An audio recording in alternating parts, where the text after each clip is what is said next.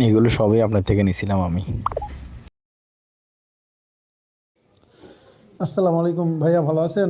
যাক আলহামদুলিল্লাহ ভাই, আপনার পজিটিভ রিভিউগুলো পেয়ে ভালো লাগলো আমার কাছে।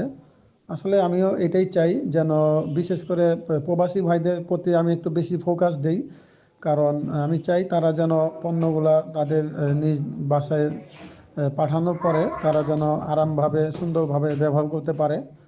এটা আমার জন্য একটা মানে প্লাস পয়েন্ট। আলহামদুলিল্লাহ, প্রত্যেকটা প্রবাসী ভাই আমার থেকে পণ্য নিয়ে সন্তুষ্ট আছেন।